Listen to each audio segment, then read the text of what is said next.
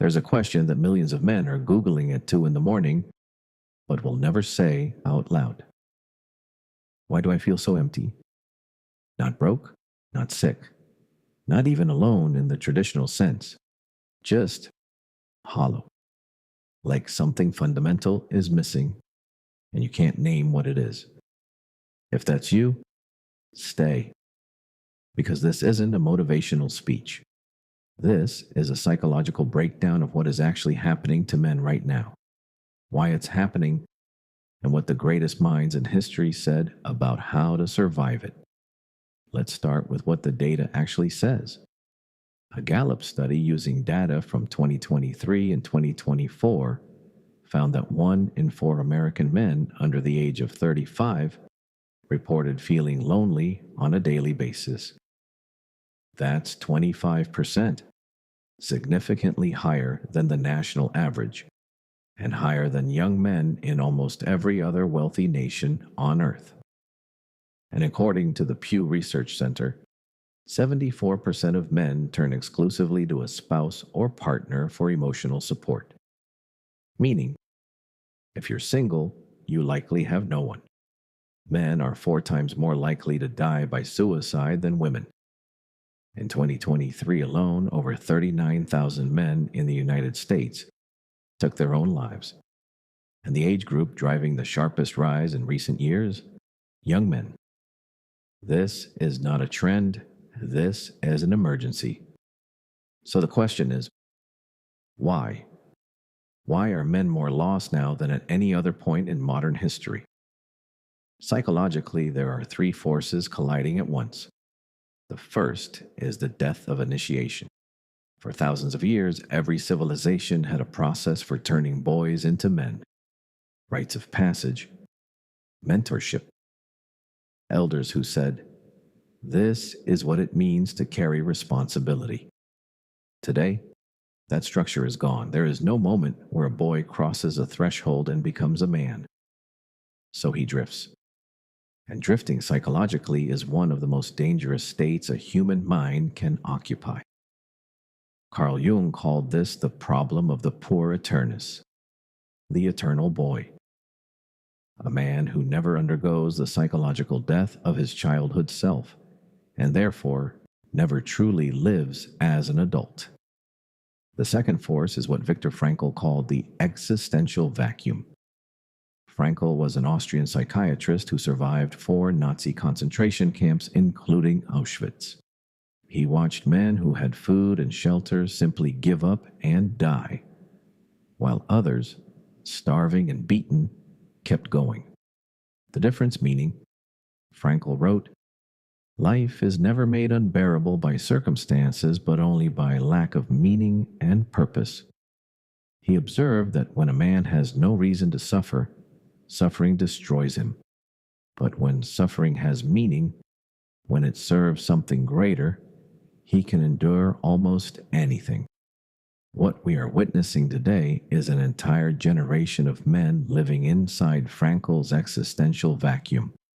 They have more comfort, more entertainment, and more access to information than any generation before them, and they have never been more lost. The third force is the dopamine trap. Your brain was designed to reward you for pursuing difficult, meaningful goals. That's what dopamine is for. It's not the pleasure chemical, it's the motivation chemical. But when you flood your brain with easy dopamine, social media, adult content, junk food, endless scrolling, you hijack the system. Your brain stops being motivated by real achievement because it's already getting its chemical reward for doing nothing.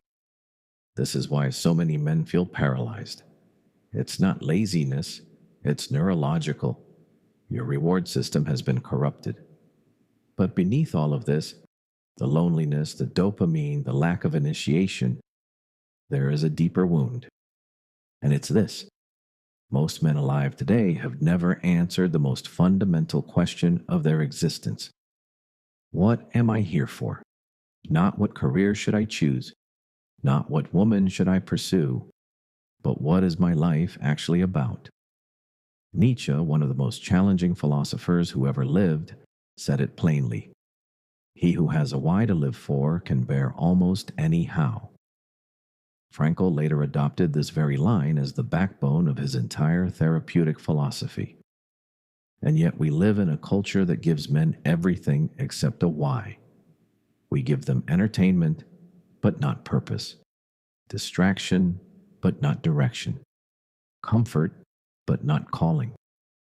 The ancient Stoic philosopher Seneca warned about this 2,000 years ago. He wrote that the majority of men, even those who appear busy, are simply wasting their lives, filling their time with noise to avoid confronting the silence inside them. Robert Greene, in his book The Laws of Human Nature, describes this as what happens when a man is disconnected from his life's task, the unique contribution that only he can make. Without it, a man becomes reactive, anxious, and lost in other people's agendas. And here's what's sobering. Scripture identified this pattern long before any psychologist did. Ecclesiastes, written roughly 3,000 years ago, reads, "Meaningless, meaningless, everything is meaningless. A chasing after the wind." Solomon, the wealthiest, wisest king in history, had every pleasure available to him and still came to the same conclusion that millions of men reach in their 20s. Without purpose, nothing satisfies. So, what do you do? When you're lost in the vacuum, how do you find your way out? Frankl gave us the first key. He said, stop asking what you want from life. Instead, ask what life is asking from you. He wrote, "It did not really matter what we expected from life, but rather what life expected from us." That single shift, from consumer to contributor, is where transformation begins. The second key comes from something Jordan Peterson has repeated in lectures across the world. Aim at something. Pick up the heaviest burden you can carry and bear it voluntarily. Not because it feels good, but because it gives your suffering a structure. When your pain has a purpose, it stops being depression. It becomes discipline. And the third key is the oldest one. It's the one that Frankl, the Stoics, and every great civilization eventually pointed toward. You were not designed to live for yourself. Every man who found his way out of the void, whether it was Frankl in Auschwitz, Solomon at the end of Ecclesiastes, or the man watching this right now, eventually discovered the same truth. Meaning is found in something beyond you. In service, in sacrifice, in faith, in love that costs you something. Viktor Frankl put it this way: "For the first time in my life, I saw the truth as it is set into song by so many poets, proclaimed as the final wisdom by so many thinkers, that love is the ultimate and the highest goal to which man can aspire." If you're watching this at 2 a.m. wondering what's wrong with you, nothing is wrong with you. You are a man waking up to the fact that the life you've been living is not the life you were made for.